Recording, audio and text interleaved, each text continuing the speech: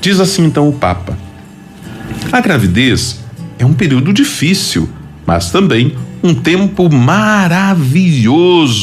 Olha que interessante. A dualidade da vida, com certeza. Porque isso quem pode nos falar são as mulheres, né? Nós homens falamos de um lugar que não é nosso, né? Falamos de uma realidade que a gente nunca viveu e nunca vai viver, que é a gravidez. Ah, padre, mas a gente fala que o homem fica grávido junto com a mulher. Podemos até falar, mas realmente quem vive, quem sente, no seu corpo é a mulher. E o Papa então diz, olha, é um período difícil. As mulheres podem falar melhor do que nós sobre isso. Mas também é um tempo maravilhoso. Com certeza, né? Gerar uma vida dentro de si é algo divino. É algo sem dúvida nenhuma, sem sombra de dúvidas, né? Algo maravilhoso. Vamos ver. Vamos partilhando um pouquinho mais à frente, né? Diz o Papa então: a mãe colabora com Deus para que se verifique o milagre de uma nova vida. A maternidade surge de uma particular potencialidade do organismo feminino que, com a sua peculiaridade criadora, serve para a concepção e a geração do ser humano. Olha só, a mãe, a mulher, juntamente com Deus, e então se verifica ali, a mulher colabora com este milagre de uma vida nova, de uma vida que surge a partir de uma outra vida. A maternidade então surge assim, dentro dessa potencialidade, obviamente, do organismo feminino, mas que vai servir então para a concepção, para a geração do ser humano. O corpo da mulher se torna ali então este grande, e vamos dizer assim, esse sagrado, local sagrado de geração, de vida. E aí o Papa continua dizendo: cada mulher participa do mistério da criação, que se renova na geração humana. O mistério da criação. Segundo a física, nada se cria e nada se perde, né? Tudo vem de algum lugar. Deus também se utiliza deste princípio da física para a geração de uma nova vida. Da onde que ela vem? Ela não vem do nada. Ela vem de uma outra mulher, de uma outra pessoa.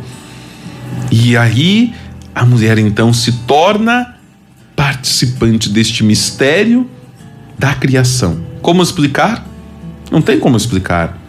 Mistério não se explica, mistério se contempla, mistério se aprofunda, mistério se lança.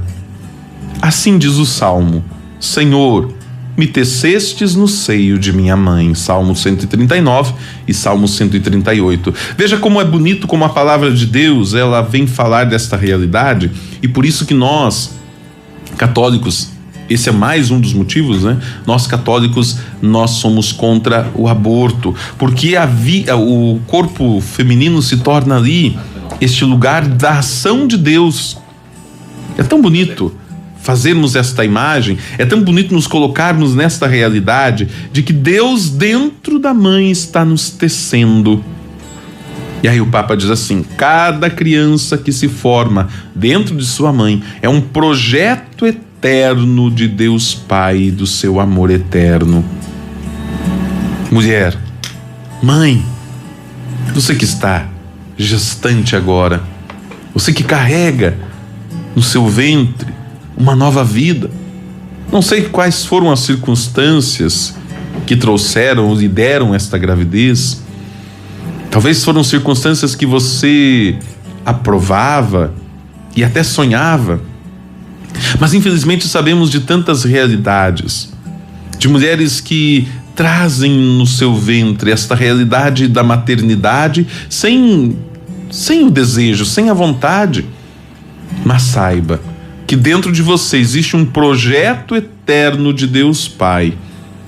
Não é apenas um feto, é mais do que isso. É um projeto eterno de Deus Pai e do seu amor eterno. Todas as vidas são dom precioso de Deus e precisam ser cuidadas. A vida intrauterina essa vida que está ainda dentro do útero, do ventre materno, como também toda a vida que está sobre a face da terra. Este é um dom maravilhoso e que nós seres humanos é que somos chamados a realizarmos esta grande obra na noite do Sábado Santo, na chamada Vigília Pascal. A primeira leitura que nós ouvimos era do livro do Gênesis e a criação do universo.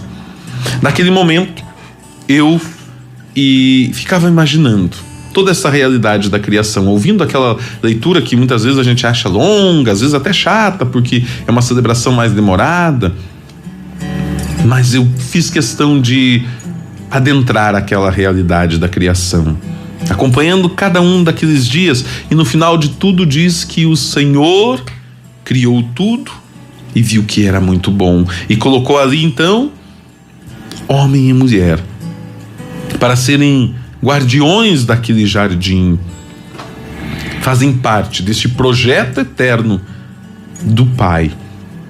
Olha o que diz o livro do profeta Jeremias, o Papa Francisco cita aqui: antes de formar-te no seio de tua mãe, eu já te conhecia. Antes de saíres do ventre, eu te consagrei. Esta realidade que nós vamos assumindo antes mesmo do nosso nascimento. O Senhor nos forma no seio materno. Ah, padre, mas aqui a minha vida já começou muito difícil. Fui rejeitado pela minha mãe, fui abandonado, tive que ser adotado. São várias realidades que infelizmente nós passamos, mas que Deus está junto de nós, porque Ele nunca nos abandona. Por mais que nós muitas vezes nem percebamos essa sua presença e até muitas vezes até critiquemos, mas Ele diz: no seio de tua mãe eu te conhecia, antes de sair do ventre eu te consagrei. Eu já te havia consagrado. Ou seja, o que é consagrado? É estar separado. A palavra consagração tem essa origem. Você se separa do resto. O consagrado é aquilo que não é profano, é o que é separado para Deus. Eu te consagrei, eu te separei. É como se Deus dissesse assim: olha, no ventre da tua mãe eu já te separei para mim. Como é importante termos essa ideia, e como batizados, como filhos de Deus, nós precisamos acreditar nisso, não assim por obrigação, precisamos acreditar com o coração, com convicção de que realmente nós somos criaturas consagradas, que Deus nos escolheu desde o nosso nascimento. E aí o Papa continua dizendo: cada criança será no coração de Deus desde sempre, e no momento em que é concebida realiza-se o sonho eterno do Criador.